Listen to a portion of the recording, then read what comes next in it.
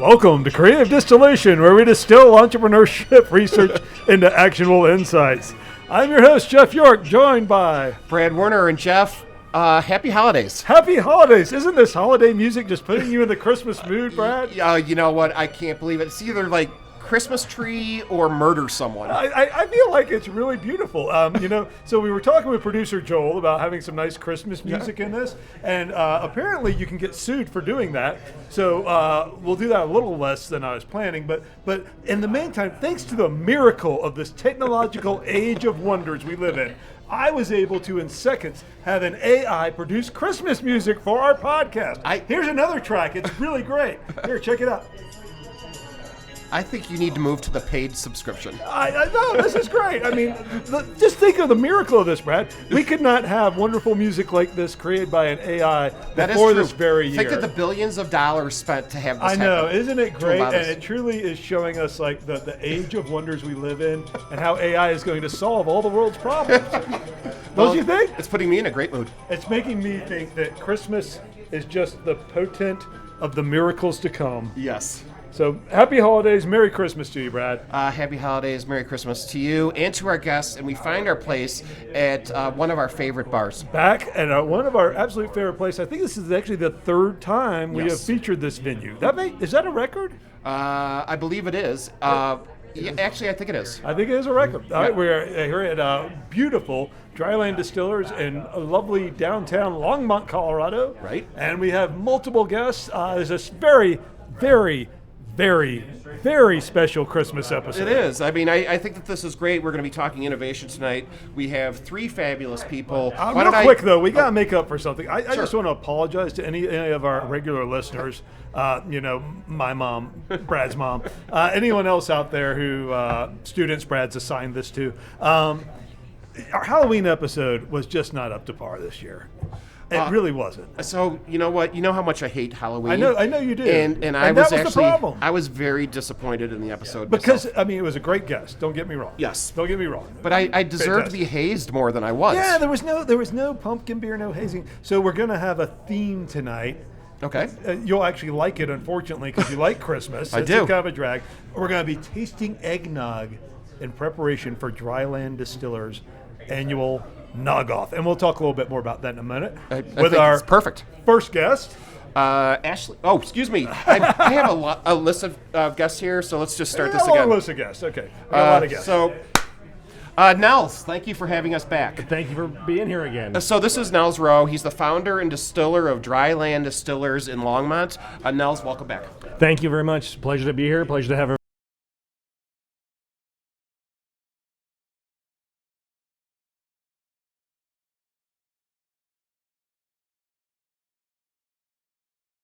I guess we're just going to... we're going right into it. I love this. I love this crowd. Love these guys. Cheers. Cheers, everyone. But before we go into all of the eggnog and the story about Land... Why don't we go into all the eggnog? Let's introduce two more guests, because I think that we're really lucky to have these fabulous women here. We are absolutely lucky. So, Ashley, welcome. Ashley Tillman is the director of the President's Innovation and Entrepreneurship Initiative for the entire President Biden? No, for the entire University of Colorado system. Well, okay. That's impressive, and it's really going to be fun to talk to her about the ecosystem and things that are going on. And Alicia Sepulveda. And Alicia is the Assistant Director of Research for the RADD Lab, which I have no idea what that is, at CU-Boulder, but the RADD Lab. So cheers to all of our guests. Happy holidays to you, and really thank you for being here today. Cheers. Happy holidays. Okay, so Nels, why don't you kick us off with what we're drinking, maybe the history of the Nog Off, and how kind of your establishment plays in. Sure. So what you're drinking is one of our original winners. This is our house eggnog. This is our 7th year doing this ridiculous competition called the Nog Off. The way we began the Nog Off is a ridiculous story. Okay. We got competitive. We felt like each of us who were originally the founders had better eggnog than one another. So we decided, in order to prove this out, we're going to have a little bit of an eggnog competition. First step was, first we had to make rum. So The reason we make rum at Land Distillers is purely because we're annoyingly competitive on eggnog. I love that. And is rum like the traditional spirit that would go in eggnog? So it's either rum or whiskey is typically what you say. Like bourbon. And bourbon, absolutely. So or mulled wine or whatever you want at this point, right? Brandy.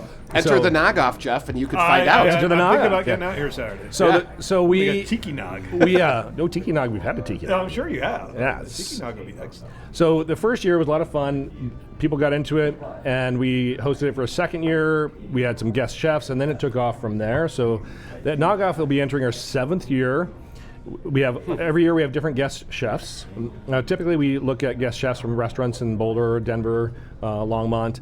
Lovely creative individuals, beautifully creative recipes. And last year we sold, I think, 30 gallons of eggnog in 2.5 hours. Oh my God! I have to tell crazy. you, I had a friend from California reach out to me and say, "You have to go to this Nog Off." That's so crazy. This is not, honest to God, this is not local. Yep, it has taken on a life of its own. We have to stage seatings at this point. It's still a first come first serve. Holy cow! It is. We never saw it coming. Yeah. We have people driving up from Denver, flying in from California. Well, there you go. And it's if you want the Nog on Saturday, it's competitive. Well, unfortunately, due to the time-lapse discontinuum that AI has not yet been able to fix for us, this podcast is going to be happening just after the Nog Off. But hey, you can plan for next year, right? And you can come down here. Try the winner. And you can drink the winner. And we're drinking the winner right now. This is the winner from prior years. Okay. Yep. So this has got like amazing fruit smells coming out of it. I don't know how much of that is to the rum versus the mix. So this I get one like a here, orangey, almost citrusy kind of aroma. It's not. so it's probably the nutmeg and the cinnamon on and with just a touch of probably orange zest would be my guess on the front if I remember the recipe right. Oh, okay, that's what which gives you just a fragrance, but it's got both aged rum, high proof rum, as well as our whiskey in it. This is amazing. This is amazing. Yeah. Well, this is kind of a tiki nog. It is really good. Right. I mean, I've never had anything like this. You've never had anything like this? No, not at this quality. Well, It's normally I was gonna like. say I've made you something like this. Oh no! Yeah, you have. But I mean, normally my eggnog is a box from the maybe Whole Foods and dump some rum in, and there you go. I feel like that's a wonderful start to our Christmas drinking stories, Brad. Tell us about this eggnog. So my first experience with rum and eggnog, I was 15 years old. Oh God! Already starts badly. Okay, we're starting from the beginning here, John. Okay, yeah, I let's went start at the into beginning. a ski store with a friend of mine, and it turns out that every year on Christmas Eve, to bring in holiday shoppers, they had this bowl of punch, and they had the kids' punch, and then they had the regular punch. My friends and I always went to the regular punch, and probably shopped at that store until I moved from Illinois. Wow. Chicago. Yeah. That's a heartwarming It story. is, doesn't it? Like, It just is really. I want to sit with my grandkids by the fire and tell them that story. So I remember one year, me and my childhood friend Kenny decided that at Christmas time it'd be a really good idea to drink a bunch of Kahlua we stole from his mom. Oh my God. So we decided that we would mix it with milk, and then we made up our own. I don't know if you guys, what is it? Dun, dun, dun. Oh, you remember the Beastie Boys song "Brass Monkey"? No. Okay, so you remember. There's some right? nods. Yeah, right. So Ashley remembers "Brass Monkey." Sing us a little bar. Brass monkey. Toot, toot. That's all I got. That funky good, monkey. though. Yeah. That funky monkey. So we had Kahlua silk. Or no, Kahlua milk. As smooth as silk. So is this a Mississippi drink, a No, Tennessee drink? this was actually in South Carolina, which is a far more prestigious and culturally. You're from Chicago, right? You can't be making fun of Mississippi. I'm not making fun of it. I just think that the drinking habits are probably a little different. Yeah, there's not a lot of Kahlua getting drank in Mississippi usually, or South Carolina, other than my friend Kenny's. No, but I've always wanted to try moonshine. Maybe you could help Really? me out with You've that. never had moonshine? Never had moonshine in my Oh, we life. could do that. I can help you out with that right now. Yeah, we can take care of that. All right. Any other holiday beverage stories that you would like or not like to share, but should? Oh gosh. I have one. All right. Back my first job out of college was at a charter school, and one of our board members organized the Santa Claus pub crawl in Denver. Nice. And so she roped me into helping, and so I'm fully dressed as a reindeer. Post pub crawl, we raised a ton of money for our school, and I had a first date with my now husband. Wow. And I didn't have time to go home. I'd misjudged the time. So he picked me up from the bar dressed as a reindeer, and he made a game time decision change to take me to the Forest Room 5 bar instead of the dinner we're planning, so I would fit in with the theme of the restaurant. You have to marry that guy, right? Yeah. I feel like this is an actual insight, Brad. There's our Christmas music. Denote that. I feel like, oh my God, the AI is taking over my phone. It won't stop. All right. What was the actual insight? Oh, that dressing like a reindeer and doing a pub crawl is the way to find true love. Oh, I think it's great. It sounds like a movie romance, right? Yeah, right, there's the meet cute. Yeah, it's almost like a Hallmark movie, but better. Yeah, but better. Yeah, right, for sure. Any other good stories? I'll share a quick one. Yes. So every year, one of my friends hosts here in Longmont actually a drunken elephant, where everybody comes in and brings in some sort of beverage, and basically a drunken elephant gifts, right? Is that what it's called? I have no idea. I have no idea. Where you draw drunken numbers, elephant. and you have to. White elephant. Yeah, it's white elephant, but it's drunken elephant. white so elephant. all focused on alcohol, Yeah. right? So everyone brings alcohol, and there's a lot of new people this year, and so all of a sudden somebody opens a waffle maker, and we were like, "Who brought the waffle maker?" Like, did someone not get the whole thing? And so this whole time we're trying to figure out, like, oh no, somebody didn't tell somebody that it's a drunken elephant, right? And so they just brought like a random waffle maker. So we find out later that it's actually a gift for one of the kids that were living in the place, God. and somebody accidentally opened their wrong gift presents. instead of So we had an extra thing of alcohol, and people were really confused. So it was really funny. I have another Christmas. Never mind. I'll it involves being kicked out of the Christmas party of my first corporate job. That sounds like a good one. It was pretty good. I was talking to, I believe she was the COO at the party, late into the party. We had pregame before the party. And then my boss quietly pulled me aside after that conversation and said, "You need to leave now. And you don't need to drink hard liquor at work events ever again." So here I am heating my boss Phil's. Phil, if you're out there listening. Here's to Phil. Here I am drinking at a work event. Not Cheers, everybody. Still not listening to Phil's good advice. Anyway, he was a great guy. Anyhow, so Nels, what all is going on in this? It almost has it almost seems to have like a layer of cream on the top that I'm picking up now. There's a lot of milk, a lot of cream, a lot of eggs. So There's the recipe. There's recipe. Only a little bit of sugar. So the sweetness it's not is really sweet. No, it's not really sweet. We do support local. Every ingredient here is from Longmont Dairy here in town, which is kind of cool. They have some of the best heavy whipping cream and milk out there. They're great. So the ingredients do make a huge difference. Other than that, it's just a process of getting the textures right. And textures in eggnog, I'm a big textures guy because we're quite particular about how the eggnog really feels. Yeah. I mean, this is light but yet heavy in its own way. It balances itself out on the tongue. It coats your mouth. It gives you a chance to experience some of the different flavors. And so a lot of the sweetness comes from the way that the milk fats will linger and stay on the tongue, and then it helps to bring out a lot of the sweetness that is naturally there. And it also helps to balance out the kind of the backbone and the strength of the spirits. The spirits add a lot of the fruit notes that you're getting. Sure. A lot of those are actually from the spirits. Right. And the combination of those different spirits together adds complexity Absolutely. And so the milk fats help to bind with that alcohol and really do create a different experience than what you would typically have if you were to drink this. That's why people say, non-alcoholic eggnog is never as good. And that's in part because I concur. The combination of the milk fats bonding with the alcohol helps to bring out a lot of the different flavors that you wouldn't normally get. So, yeah, I guess. I didn't know there was such a thing as non-alcoholic eggnog. There is. It's what you buy at the store and then Exactly. I'm kidding you. Exactly. I'm kidding you. By the way, I've been a customer of Longmont Dairy for a long time.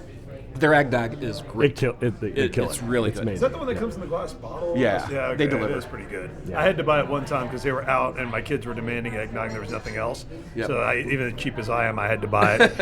It was quite good. I wasted good. on my kids. They drank it like quickly. They drink about as quickly as I just drink that. That was Anyway, fun. yeah, That was these go down really quickly. Yeah, they're very, very easy to drink. Right. Yeah. Well, in last year, I think the winner was, or was it 2 years ago? The winner was Flavor of India with a saffron-based eggnog, which is unbelievably good. Cardamom saffron, which you wouldn't normally expect to have in an eggnog, and it blew us away. So is the Nog Off all staff, or is it the mixologists here, or is it just anyone that wants to show up with an eggnog? Or? Nope, it's chefs. We invite different chefs. You told us. I'm sorry. Yeah. No, we So invite yeah, why don't different you chefs. explain to our Yeah, listeners how what is the process? Chefs. Where do they do this, and how is the winner determined? Sure. The good part about the Nog Off is because it's this random competition that with no published rules, we kind of make the rules up Okay. as we go. But we're pretty good about it. We do invite. We generally try to have a theme. This year, for example, Longmont is going through a resurgence right now. It really is. I mean, we have I think 9 new restaurants in Longmont alone in the last 6 months. Wow. And so we're trying to showcase this year. We're trying to showcase a lot of the new restaurants that are coming to town by highlighting the chefs and giving the chefs a chance to say, hey, show us what you can do with eggnog. That's a way of helping to drive interest and traffic into new restaurants. That's what this theme is this year. Okay. So each year we have a little bit of a different theme on who we might invite. And then the rules are very simple. You can either make your eggnog yourself if you're one of the guest chefs. We will give you all the ingredients, or we will make it for you, and it's a mix. And we just follow the recipe very closely. And we provide 2-ounce servings. They're blind flights. Okay. All the patrons come in. They have a ballot. They get to basically vote for first, second, and third, and it's a ranked choice model voting. And then whoever wins essentially gets the huge bonus of knowing you've won the Nog Off. I mean, that's all there is. There's You should have a nothing trophy, more. though. So much Right. prestige. Right, Yeah. so much prestige. But You need one of those leg lamps or something. Yeah, like or that. a milk bottle. Right. I mean, we'll give them a bottle, perhaps, but it's. What we also allow, we ask people to write notes on the back of their ballot. Okay. And it is hilarious That sounds pretty good. to read the comments about these, and people are very serious about this voting. I mean, so it takes us a while to count all these ballots and put them into the spreadsheet. Wow. But that's the process. I feel like we have to come to this and do a Well, field I recording. actually think that I hope you save some comments for us for next year, because that would be great to read some of the comments. Oh, yeah, that from would the It would be a Pretty lot of awesome. fun. Yes. Yeah, it would be a lot of fun. So it is very informal, very competitive, a blast. We always have, cookies. You got to have cookies, and ginger snap cookies we make here.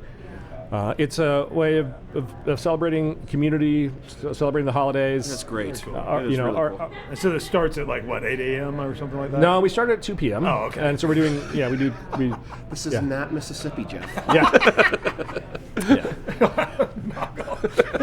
Anyway. So it's a blast. It's really about celebrating people, community, yeah. family, friends, and a little bit of alcohol brings people together. Yep. Too much might tear them apart. That's right. But That's a right. little bit brings people together. I agree. We actually have been working on a research paper for a lot of years on that very concept called the tavern effect. And if you steal this idea and write the paper, please do, because I've been trying to write it for 10 years. But the idea was we were basically going to measure the density of craft breweries and distilleries within a region and look at how that is correlated with the founding of new businesses and the creativity of those ventures. With the thesis being that by bringing people together in a place where, not a dive bar, but a place where people are actually going to enjoy the craft of something, appreciate it with community members, that likely breeds creativity, lowers ambition, and allows people to be more generative in their ideation. We haven't written this yet, and we have. But you've done the I love the research. hypothesis. But we're doing the research right now. It's called Creative Distillation, and so far it's going really, really well. I have to tell you though that You published that, right, some. Matt? Oh yeah. Yeah. Some of the companies that I've started though, I mean, in the early days, it was some of the best ideas came over a cocktail. Yes. Right, when people were they had their guards down and were able to talk, and I don't know, I just expressed ideas more freely, and it's a really cool thing. Absolutely. Well, it looks like we had another beverage Yes. has arrived. So this is a small, single origin, single grain rye Manhattan. And the reason I felt it would be important for us to all try this today, this is the first regenerative organic certified 100% straight malted rye in the country. Wow, that's awesome. So it came from the San Luis Valley, from the only regenerative grower in Colorado. This rye was grown as a cover crop. So it was basically a way of capturing carbon and keeping topsoil in place between crop years. It took about 25% of the typical water that is used to grow grain. So instead of 220 gallons per pound, just shocking if you think about that, It is. it took about 60 gallons of water per pound. And this, we're doing the calculations now. It looks that to grow and produce this spirit, we actually sequestered more atmospheric carbon by keeping that rye on the soil in the regenerative process than it did to take to create this rye, which means that technically when you drink this, you'll be drinking carbon. That's awesome. That's incredible. Cheers to everyone. Cheers. That's a good holiday Yeah. story there. Cheers. So is there a specific farm that does this, or you guys did it in partnership with somebody, or? It's Jones Family Organics. Okay. They're in the San Luis Valley. That's the first and only true regenerative organic certified farm in Colorado. We partnered with them on this rye. And it's also been a catalyst. We're now bringing in a second farm, helping them get regenerative certified as well. Fantastic. So, hopefully in March, our entire supply chain here in Colorado will be the first and only fully integrated regenerative certified organic supply chain for brewing and distilling in the country. That is amazing. That is so cool. Congratulations on that. Yeah. So I mean, and that's really cool because it solves the whole problem with regenerative agriculture. Because, like, I mean, at least so with organic, you could pretty easily get consumers to pay a price premium to get the sector to take off because you're like, hey, you're really going to buy this non-organic milk for your kids? Like, regardless Right. of the evidence one way or another, people would perceive it. And obviously, there is some environmental benefit to organic, but not nearly as much as regenerative. But regenerative faces that problem of like there's no clear benefit to the consumer to pay that premium. But by putting it into your supply chain, that's brilliant. I love that. It's great. We're trying to tackle what we've termed the messy middle of this whole process, because you're either focusing on farms and the health of soil and the ecosystem on the farm, or on the consumer product, which is hitting the shelves. Right. But there's so many other pieces in the middle: transportation, storage, processing, milling, all of that, which is very difficult to actually get coordinated to have that chain of control that is required for that regenerative organics certified process. So we're building that entire process, working with our small malt house in Fort Collins. We'll be one of the first and only malt houses to be processing regenerative grains as well. That's going to be great for them. Oh, it's huge. I mean, huge so what was your biggest surprise as you were kind of working out the process? How long do you have? No. Right? It's all a surprise. So the biggest surprise has been how difficult it has been for getting raw grain from farm to market. Because, again, I think I mentioned that we tend to focus on farms. It's like, let's put all of our energy in creating these regeneratively grown farms. Or you look at, well, what do we want these companies to provide these products? But the middle of the chain is shockingly complicated and really expensive. A good example of this, which is really hard to hear, is that there's only one other brand of spirits that we know of in the country that is a regenerative spirits company. They just do clear spirits, and they're on the East Coast. Okay. Great. They have a great mindset. Great goals, but they had to buy their grain in Montana. Then they had to figure out where do they get it malted to keep that ROC certification.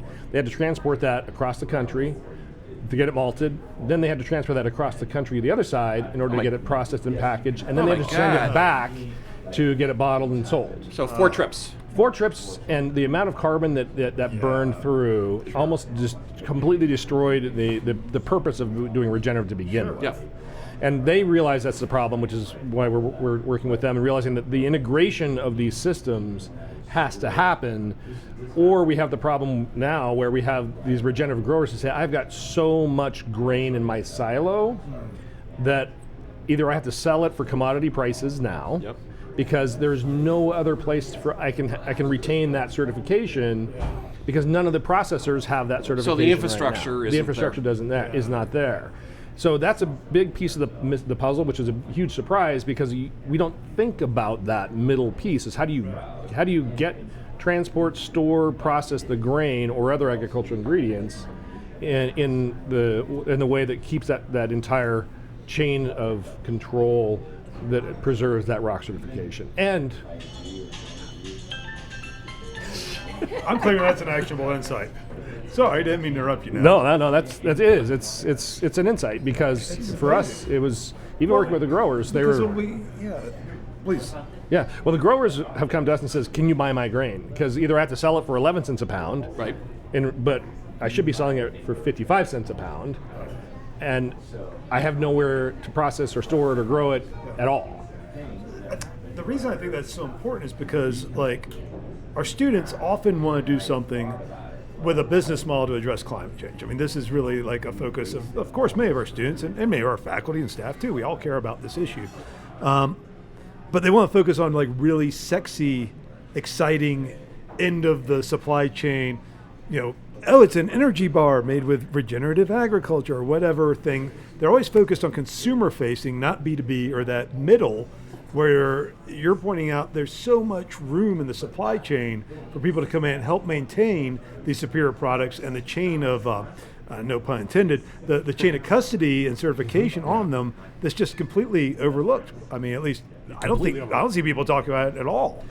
And it took a while. I mean, organic certification has been with us for 30, 35, maybe 40 years. Right. So generally we're okay there, but regenerative is a whole level above that, whole new thing. So it's also disrupting what exists today. Yes. And it's not a small cost. There's a lot of equipment expense. There's a lot of transportation expense. But that is where we, as consumers or students or anybody, needs to start looking at, what choices we make, and start thinking through. Good example is, it was also shocking for me to realize that we're the first to release an aged spirit that is rock certified. Wow. One of the reasons for that is when you go out to drink at a restaurant or at a bar, even if it's a farm-to-table restaurant, if you were to ask the chef or the bartender, hey, what about your back bar? Do you know where your spirits come from? They're carbon nightmares. Yeah. Right? But our bottle of rye, just a standard bottle of rye, contains 27 pounds of grain.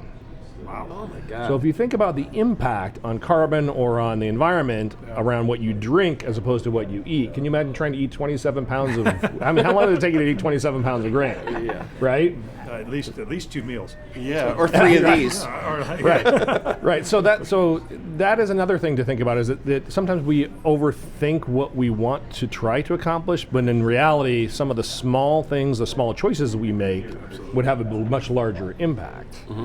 And that's another big surprise that we found, is like that, okay, we can, by focusing on regenerative grains in our spirits, we will process more grain than the 3 flour mills that we have in the area. Wow. That's incredible. This is absolutely delicious. It is. It is. Yep. So, Yes. No big sacrifice or anything here. This is just fantastic. Manhattan being my favorite drink. I know, you're Yes. very excited. It's the only problem, it's a little tiny Manhattan for me. I know. Yeah. Sorry, I'm trying to. It's okay, you can get Trying to slow everybody down here. No, this is good. No, this is really good. Yeah, it's hard to slow us down when you keep serving us these delicious beverages. Okay. Is there anything else we need to try, or are we good? I think we good. Covered some really amazing things here. Well, I mean, any other specials you want to talk about, or things people coming in during the holiday season should expect? I mean, they know to look for the regenerative rye cocktails, particularly this Manhattan. I would suggest, obviously, you're going to have the Nog. I'm going to try to be back here at 2 on Saturday. I want to be a judge. So do I have to make a reservation or Nope, anything? no reservation. We can just come. We can First come, first serve. We We can have just two get in line. Okay, Yep. we'll get in line. Yeah, like 2 o'clock or 5 o'clock. We're splitting the seatings. Oh, okay. Okay. Yep. And so, Nels, how do our listeners find you? Go drylanddistillers.com is the best way to find us. Okay. If you're looking for our spirits, still the best place to get our spirits is through drylanddistillers.com. It is a challenge to find our spirits. We have more demand than we have products. So, you can ask at the bottle shops, but send us a message online. We'll figure out a way to get you a bottle. We'll start shipping probably early next year.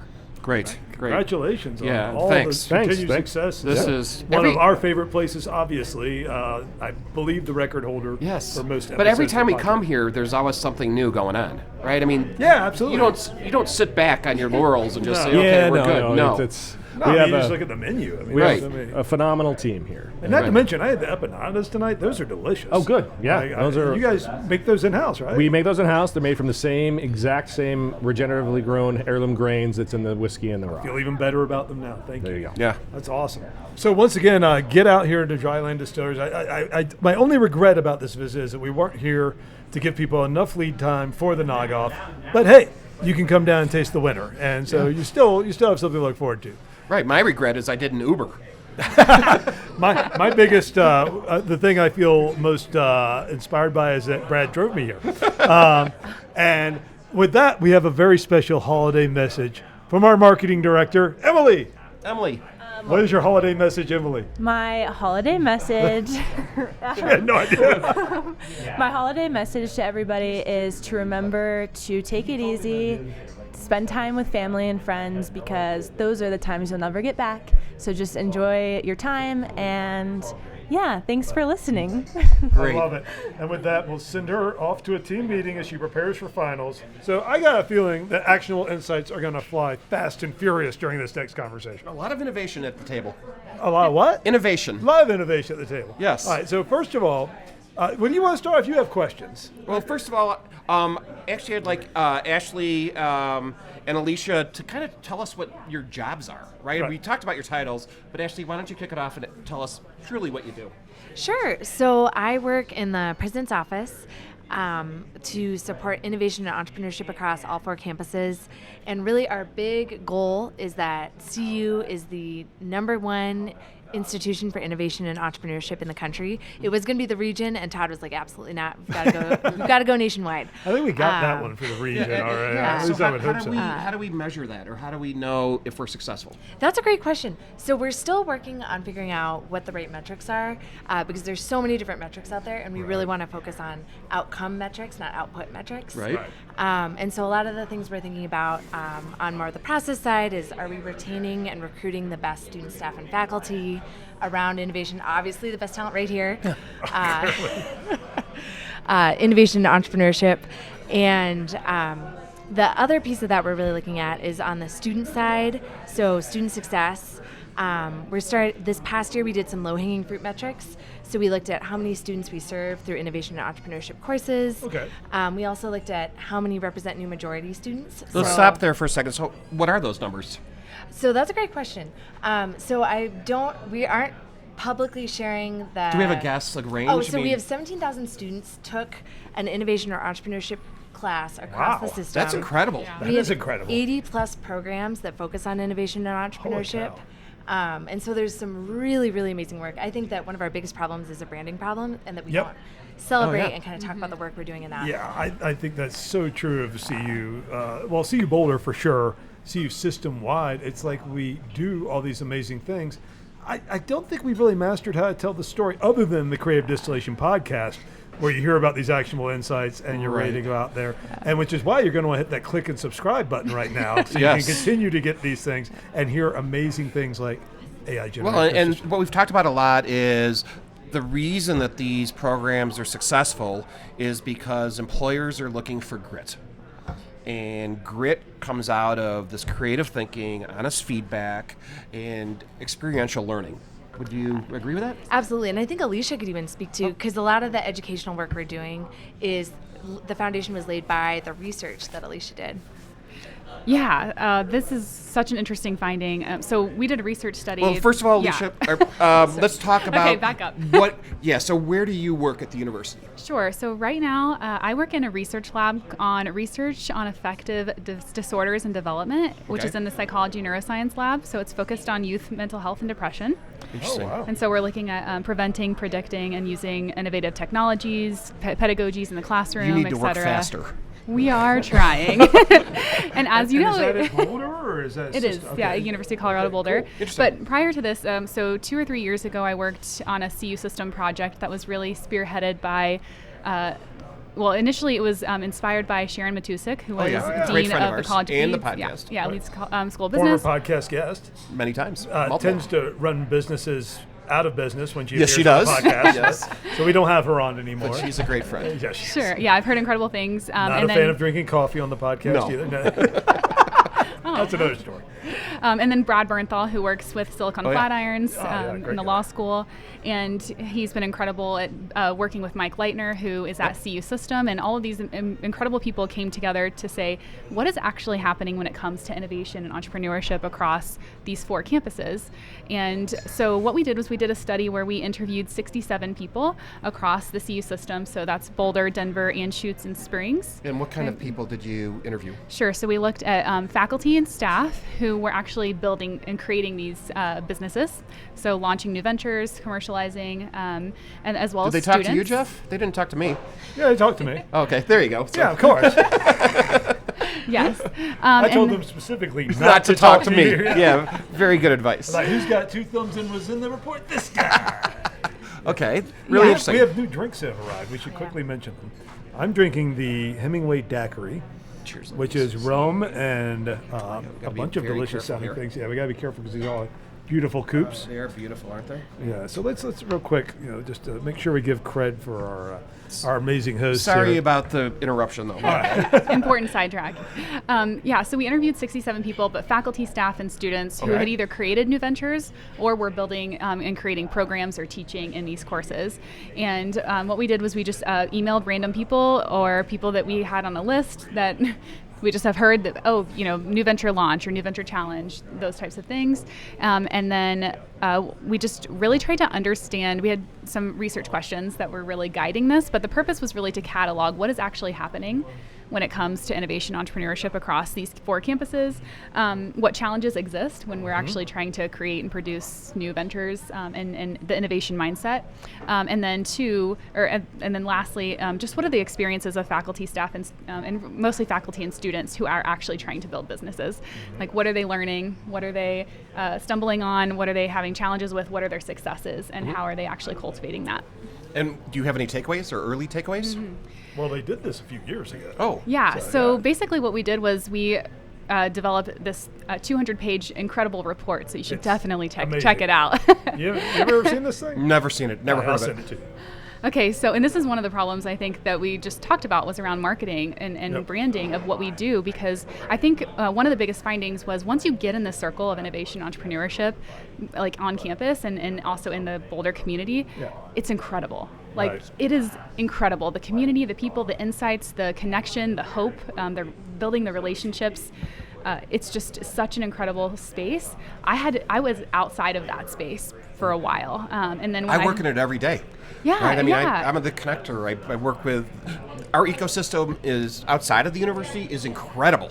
Yeah. I mean, truly incredible. Yeah, exactly. And so I just think, so that was a big piece of it. And then what happened was once we finished this report, we presented this to the president, and this kind of launched what Ashley's working on. Your job. Your job. Basically. Yeah. Oh, seriously? Yeah. Yeah. So That's they cool. laid the foundation of kind of what we're working on now. Okay. In this next phase of the work. So in this next phase, a lot of what we did was build off of the work that Alicia and Brad did. So we're really focusing on how, kind of 3 different pillars. So the first one is how do we create better conditions for innovative student, staff, and faculty.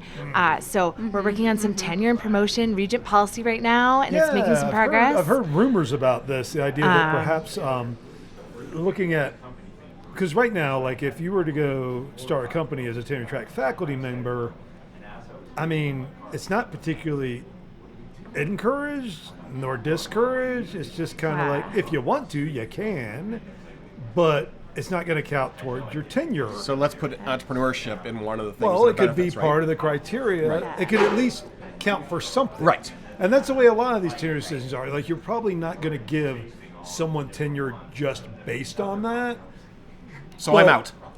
Yes, you're out for a lot of reasons. Like we could Right. we could do multiple podcast episodes of actionable insights around that.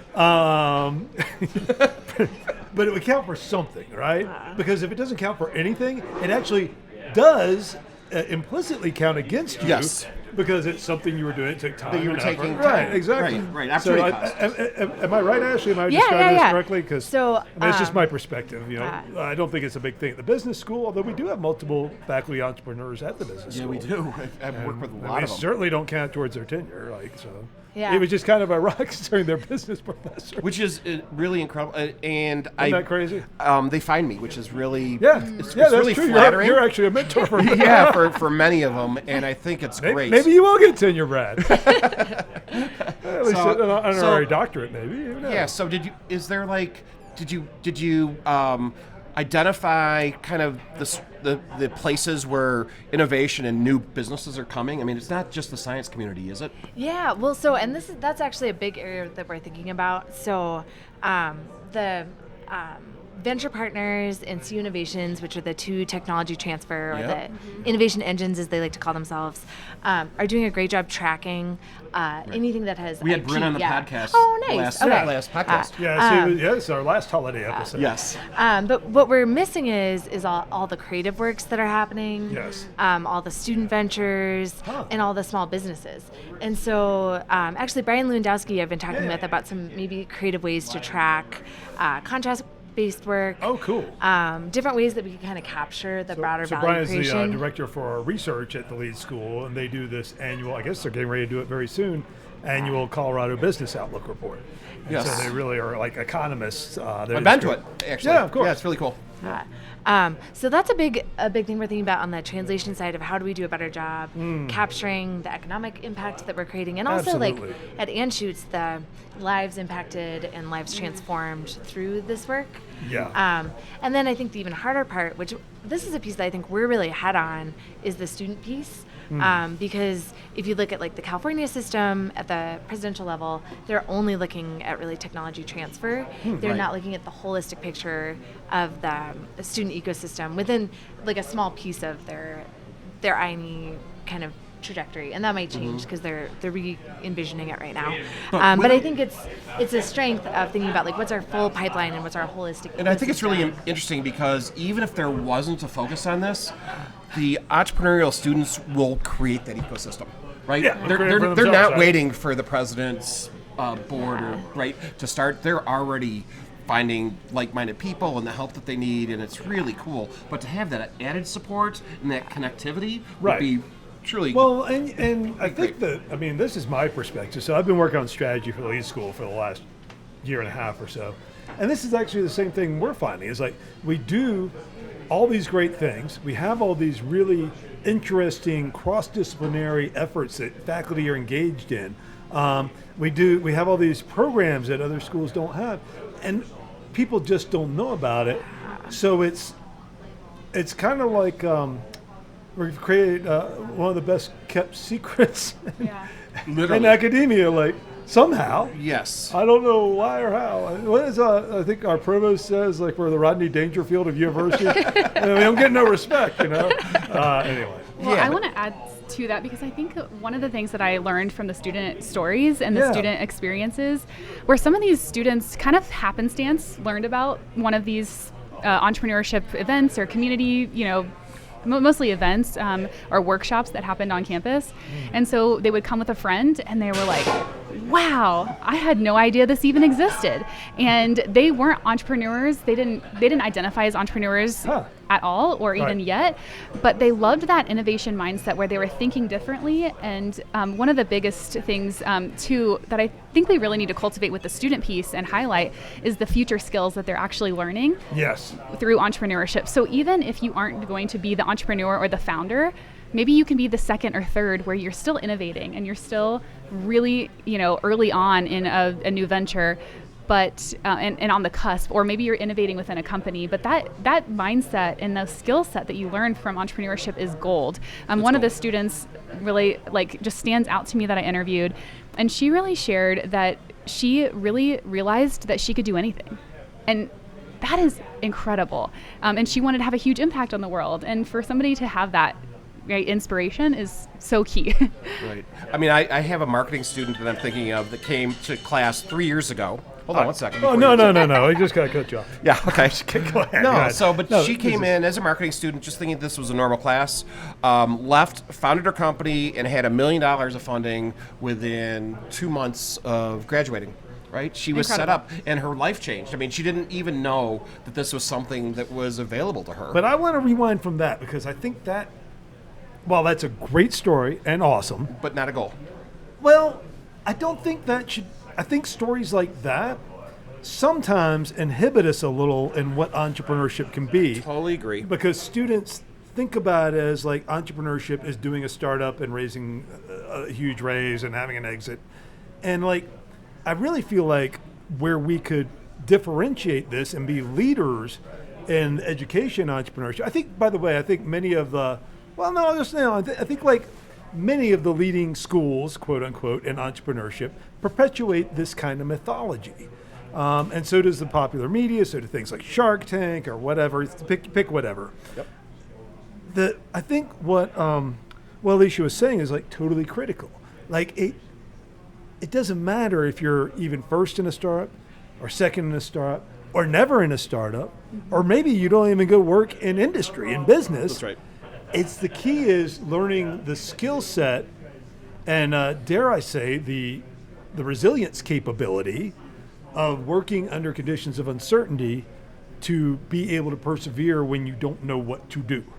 Because I think that's something, at least based on my research, I was doing qualitative research all last semester, and employers told me over and over again that is the single biggest challenge they face with the incoming workforce is if they fail at something or they don't have specific tasks, they struggle. And I think a lot of that has to do with the mental health challenges we're seeing right now too.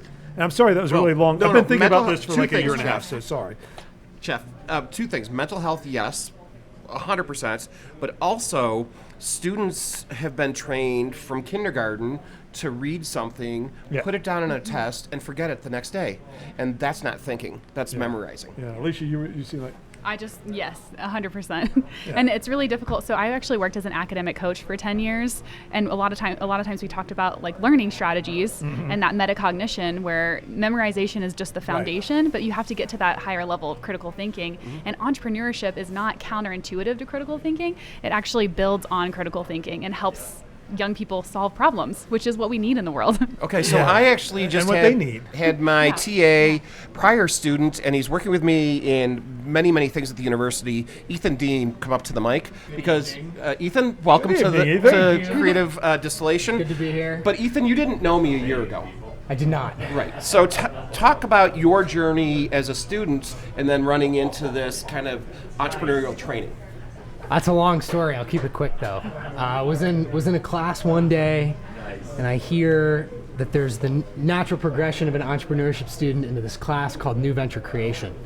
Oh, Brad Werner, everybody says, watch out. There's a lot there.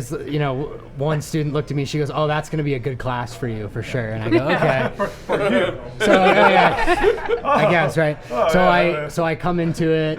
And the first day he's right out the bat with his spiel, and I'm instantly hooked because that's just the way that I work as a student. I'm not that kind of learn, recite, take a test, and do well kind of student. I'm kind of the, on my feet. I've, been in the restaurant industry for a long time, and that's kind of that whole deal is, on my feet, working hard, being up in front of the class, pitching, wanting to slam your head into a wall because you're trying to figure out how a business is going to work and you can't do it. And so I kind of got in early, and I had a really strong team, and learned a lot, and then just kind of naturally fell into the TA role. And I'm going on kind of my 2.5 semester, including summer, with you as a TA. So what about the experiential learning, though, right? That's different than what you've been used to. Yeah, oh, absolutely, 100%. And it's way more hands-on, way more involved. And the classes, although they're long, they just feel natural. And you end up learning way more because you're learning by doing rather than learning by having your head in a textbook. And I think that is absolutely the biggest part about what this is it's real and it's honest. And people aren't generally used to the honesty that comes with sitting in this class and trying to BS your way through a pitch and not getting by that. Right. The class holding you accountable, right? Oh, of course. It starts Absolutely. with at least in my entrepreneurship classes and other colleagues like Brad, it's like, it starts with us holding them accountable, but pretty quickly the class is holding them accountable once they feel enabled to do that. Absolutely. And the other thing is, I was just curious what your thought is on this, Ethan, because like someone like you tends to thrive in this environment. There's a lot of people that do not. And I would argue, even if they're unhappy in one of these more experiential, less clear-cut black and white classes, it's actually a really good thing for them to learn that.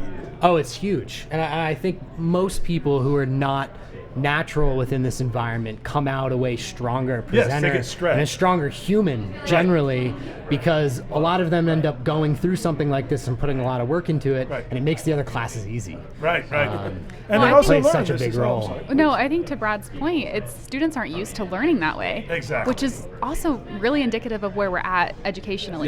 Not just at CU. This is a broader issue, right? Across. This is everywhere. And it's really hard, I think, for faculty to also really take their research, their expertise, and distill it, into actual, real things. But the other thing, there's one other component too, is that they're not used to direct, honest feedback. It's very hard for them. The students. So they've had trophies. The faculty aren't either. I love that. I mean, talk about the first time that you pitched, and I mean, first of all, to be able to do that, students have to trust you. They can never think that it's personal, because it's not. It's right. So there's a connection. It's harder as a professor to work to actually make that connection. But once you make that connection, then what happens? It kind of all turns exponentially. I mean, the first pitch is scary. The first pitch is... It's terrifying It's for terrifying, everyone. and it's a lot. And you really don't know what you're doing, and you're kind of basing off of information. Not that it's wrong, but it's not...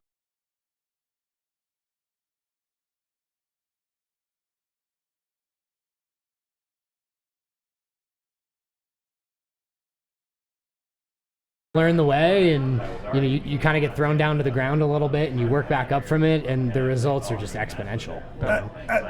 How do we make, Ashley, I mean, I'm not trying to put you on the spot there. How do we as a system create that experience for our students, like not just people that happen to meet Brad or are taking entrepreneurship class, like how do you, because I mean I feel like, and I could be wrong, you two both know way more about this than me, I feel like based on the work I've been doing, that could be a real differentiator, not just for CU-Boulder, but for CU, where people know, like, hey, every kid every student, although many are still kids, and adults. I think they should have, and adults, but I think actually this is would help people make that transition from kid to adult in some ways. If the first thing when you came in, you were pushed to experience exactly what Ethan said. You get torn down, you struggle, it's hard. It's the first time in your life anything's really been hard. You've been the top person in your class your whole life, or one of them, or told you were, and now all of a sudden you're not.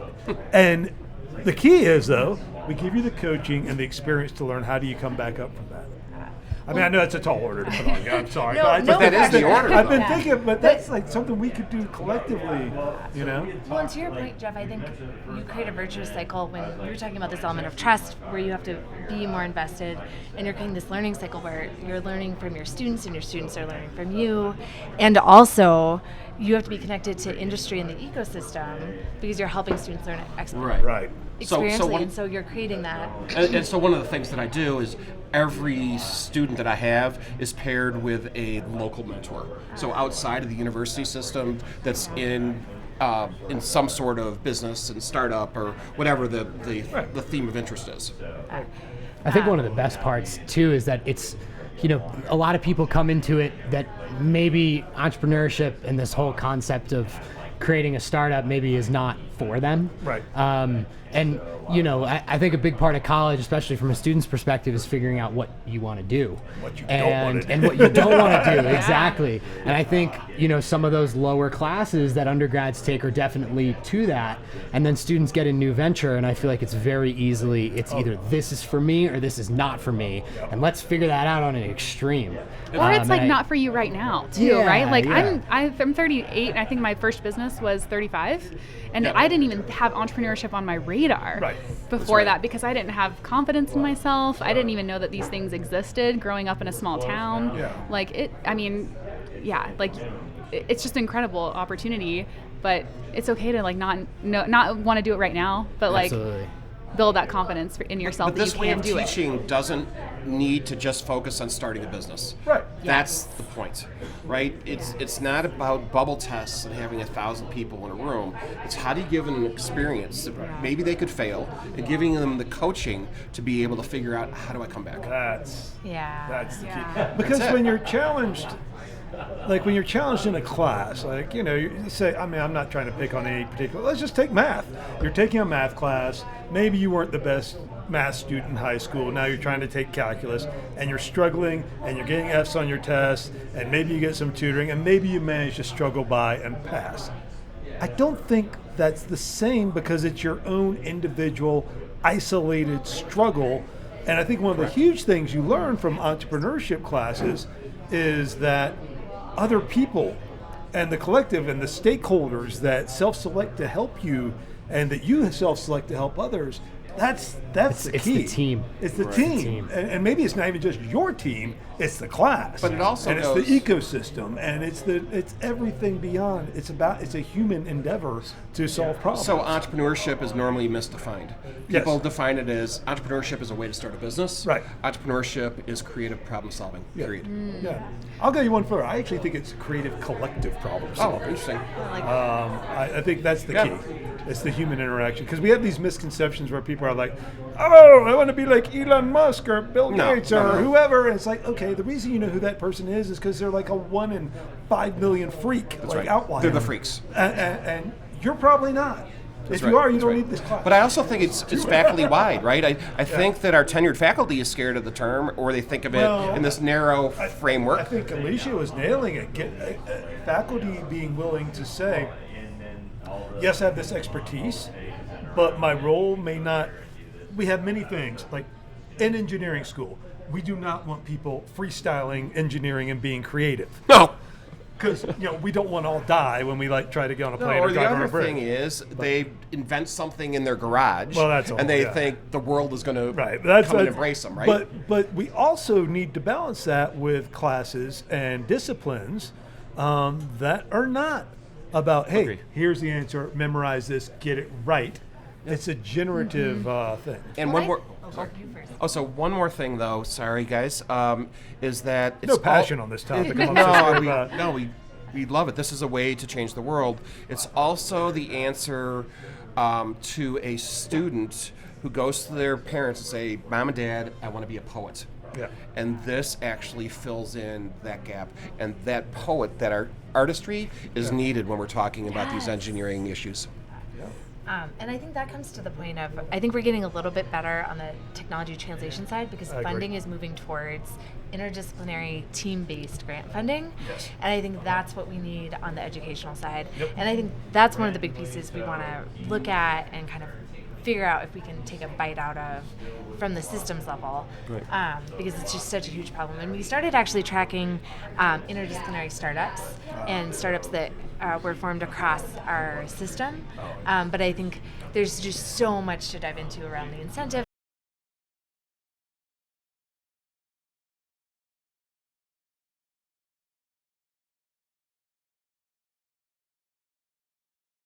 In the sixth? Yes. Six. So I created the class. We had like 3 cohorts. Then Brad took it over when I moved over to do this dean's office gig. And it was amazing. Even the first year, like Brad has taken it to a whole new level. The class is far better than when I started. But even in the first year of this class, we required the teams to be interdisciplinary. And I have a set of judges and coaches, my network from over the years, and they all came into the class and they would hear these pitches from the students. And these were the worst teams we've ever had in the class, for sure. They all are like, holy, what did you do? Why is your class so much better than it usually is? Like, these are things that might actually work. And they actually knew what they were talking about. I'm like, oh, well, they're cross-disciplinary teams of people from the sciences and from business and from well, just do that. Don't do that other class you do anymore. And I'm like, well, we're trying. It's hard to break down those boundaries in the university. Yeah. But in this discipline, at least, and I suspect in many, many others, we just get so much better outcomes. Not to mention what the students learn from working with people who are trained in something different. I mean, I will say, like, working on a team like that where you've got a bunch of business heads, I had one engineer, and that engineer was crucial in our, not even within the development of a product, but also just in terms of how we were thinking about the business and the logic behind it and what that means. And it's a different brain. Yeah, it's a different set of training. And having that different set of training is so crucial in making proper decisions. And I think another piece of that happens in a classroom setting is you learn how to communicate across those disciplines, which is a problem we're seeing now with faculty who are working on interdisciplinary teams. But if you could learn that at the undergrad level, then when you're getting into a work environment, you're also set up for success. I actually think this is one of the strengths of Land School. We do have quite a few faculty that work interdisciplinary across different things. I didn't know this till we had our new dean come in, and he's like, this is crazy. You guys are these people doing finance and sustainability and entrepreneurship and operations. And like that doesn't happen in most business schools. I had no idea. I spent my whole career here, so I was like, I just assume that's how it works.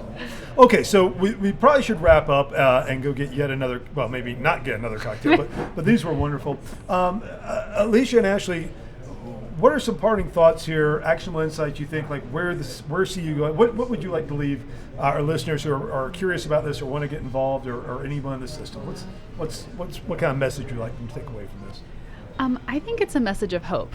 And whenever I interviewed students and faculty who were participating in these or who were creating opportunities for students and faculty to participate in these in entrepreneurship, again, workshops or helping them build businesses, what I saw was that students and faculty were actually like just they had light in them, right?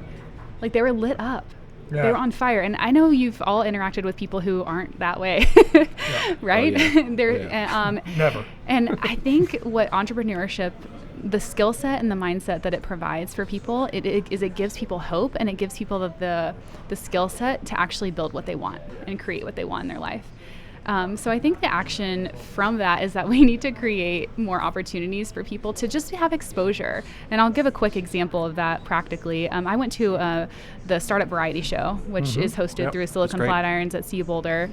And when I would go there and just hear about what people were working on, and then I would talk to people, right? So we did like 165 observation hours of all these different entrepreneurship opportunities too. And so one of the things... So you guys spent 165 hours in the field? Just in these spaces. Ethnographic? Yeah, exactly. Wow. It was really incredible. Cool. But talking to people were just so excited and like hopeful about the future, about what we're working with climate, right? Like especially in our ecosystem here. Yeah. So I guess I just think that entrepreneurship can, solve the world and heal all our mental health problems maybe, but not quite. But I just think that there's a lot of hope here in entrepreneurship, in the research, in the practical piece of what we're actually building and creating, and I think we need to do that and cultivate that. Actually, that was a tough act to follow. It builds. Brad's throwing his drink down. He's getting a little teary. But building off Alicia, I think that I think I have the best job in the world because I get to talk to students, staff, and faculty who want to change the world. We've got faculty who are going to do the first eye transplant, so they'll solve your vision problems. Thank you. To tackling the climate crisis, to everything in between. And I think what happens is there's a virtuous cycle when campus and community come together. And so at the systems level, we just want to help connect more dots between folks within the community and campuses and really increase that virtuous cycle. So if you're interested, please reach out to us at the systems office and we'll do our best to connect you to the right folks. How do they reach out? So yeah, if you're interested, or if you want to check out Alicia's amazing report, it's all on our systems website, which you can find in the show notes of this podcast. That is correct. We are very professional, very expert podcasters. that we'll put these links to everyone in the links below kind of area. That's the technical term, I believe, Brad. Yep, it is. God, I sound You old. got it. I sound ancient. We need Ethan to take over on this. Guys, thank you so much. So that was, well, let's just go around and do it. We were told this is unprofessional, but I feel like people can't see everyone. So let's do a quick round robin of everyone. Well, wait, hold on, Jeff. Well, People are going to be able to see everyone. Oh, there's a big innovation. Videoed. Thanks Yes. to Ethan. Yes, there's going to be new. Okay, so I guess this is exciting. So the problem is, because of the time-space continuum, that the AI is not yet solved for us, but it's coming soon, thank goodness. We're going to start having social media from the podcast, but we didn't realize we should have social media until, I think today, serendipitously. On the drive over. On the drive over, we realized that. So we sprung into action. As all great entrepreneurs do. Yes.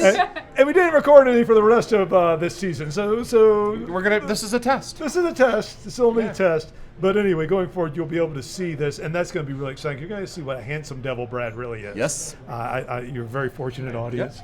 So our guests again were Ashley Tillman. Ashley, thank you for being here. Alicia Sepulveda. Thanks for having us. Ethan, I have no idea what your last name is. It's okay. It's Dean, and thank you guys. Okay, great. Ethan, thanks for your comments. And as always, my co-host. I'm Brad Werner, and I'm wishing everyone, all of our listeners, thank you. First of all, I'm grateful, and have a great holiday season. Last but not least, and he's back. I am back. It's like Sorry, Nels. Yeah. We can edit this one out. He was out of sight, out of mind. That's okay. Yeah. Nels, these drinks are amazing. They are. Your establishment is amazing. Thank We you very urge much. Anyone who's anywhere near the area or in California and willing to fly in, or New York willing to fly in, basically wherever you are, it's probably worth a fly in. It is. Come to beautiful Longmont, Colorado, where there's a renaissance of small business. As well as some cutting-edge sustainability practices happening. And I feel like at the heart of a lot of that community is here at Land Distillers. Really appreciate it. Thank you very much. You guys are a delight, and we certainly appreciate you guys for everything you do. We're thrilled to be here. Happy holidays to any of our listeners out there. And while you're here, make sure you go take that mural tour. I think they've shut down for the season, but they're going to reopen soon. Yes, it's JD's Joyrides. What? With 2 arms. Well, yeah, so the JD looks a little rough right now. We're calling him the one-eyed bandit. Yeah. He had a little mishap. Nothing to do with his joyrides. No. Totally different thing. Check that out. And also make your way over to Liquid Mechanics Brewery while you're in town, our other amazing sponsor. Yep. Excellent. We appreciate any and everyone listening to us. Write to us at cdpodcast@colorado.edu. Brad is getting more correspondence on Nigerian Prince opportunities. I love him. He's put about 500,000 in so far. That's about it. I'm going to get like 25 million back, though, Oh, Jeff. yeah, it's going to happen any day for him, so we're really looking forward to that. And make sure you hit that like and subscribe button. Give us a thumbs up. We appreciate any 5-star reviews. If you don't like the podcast, that's fine. Just write to Brad.